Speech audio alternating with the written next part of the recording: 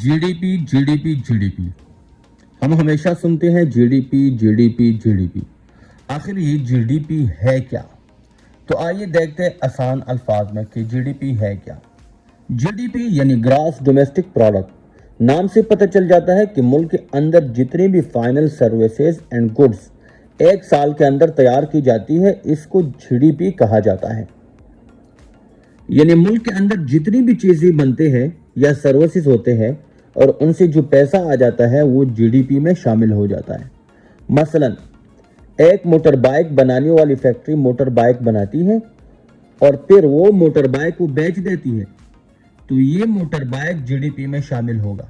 या कोई फ्रीजर वाली कंपनी या इंडस्ट्रीज फ्रीजर बनाती है और वही फ्रीजर आगे बेच देती है, तो यही पैसा जो फ्रीजर से आता है वो जीडीपी में शामिल हो जाएगा। अब सवाल ये है, छोटा सा सवाल है, जिस तरह मैंने मोटर बाइक की बात की ऊपर कि मोटर बाइक जब कोई कंपनी बेच देती है तो यही पैसा जो आएगा मोटर बाइक से, तो यही जीडीपी में शामिल होगा। तो अब सवाल यहाँ पे ये है कि क्या मोटर बाइक वाली कंपनी जो मोटर बाइक बनाती है, तो उसी मोटर बाइक के अंदर तो बहुत सारे और भी स्पेयर पार्ट होते हैं, तो क्या वो अलग अलग स्पेयर पार्ट जीडीपी में शामिल होंगे? तो जवाब है नहीं, क्योंकि ऊपर पहले हमने जिक्र किया कि फाइनल गुड्स, तो नया मोटर बाइक फाइनल गुड्स में आता है। यानी अब यही मोटर बाइक अगर एक साल बाद आ जाता है सिर्फ टायर चेंज करने के लिए या किसी और स्पेयर पार्ट को चेंज करने के लिए, तो वही टायर या वही स्पेयर पार्ट जीडीपी में शामिल होगा, क्योंकि ये टायर या स्पेयर पार्ट खुद ही फाइनल गुड्स है। यानी ये दोनों चीज़ें खुद ही फाइनल गुड्स में आता है। एक और मिसाल की तरफ चलते हैं ताकि क्लियर हो जाए।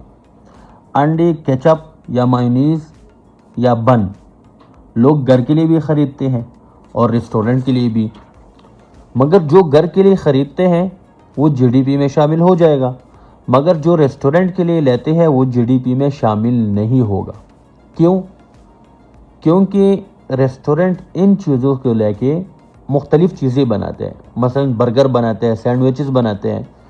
तो हमने पहली बात की कि फाइनल गुड्स जीडीपी में शामिल होगा, तो इन्हीं टमाटर या केचप या मायोनीज या बन से बर्गर बनेगा और जो बर्गर बेचा जाएगा तो उसी बर्गर से जो पैसा आएगा तो वो जीडीपी में शामिल होगा, यानी ये फाइनल गुड्स हो जाएगा। एक और मिसाल की तरफ चलते हैं।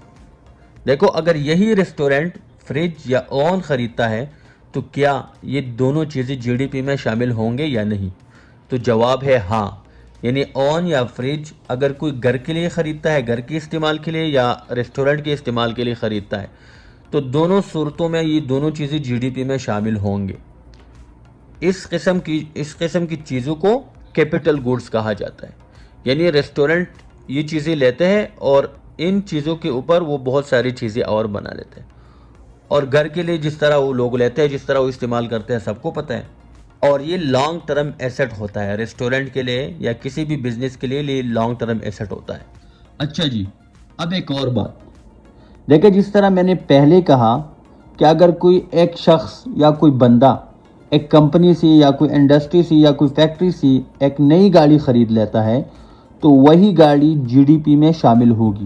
यानी ज़ाहिरी बात है, जिस तरह मैंने पहले कहा कि कोई बंदा, कोई शख्स कोई नई गाड़ी ख़रीद लेता है तो वही गाड़ी जीडीपी में शामिल होगी, मगर अगर यही गाड़ी एक साल बाद यही बंदा किसी और को बेच देता है तो यही जीडीपी में शामिल नहीं होगी, क्योंकि ये ऑलरेडी एक साल पहले शामिल हो गई है।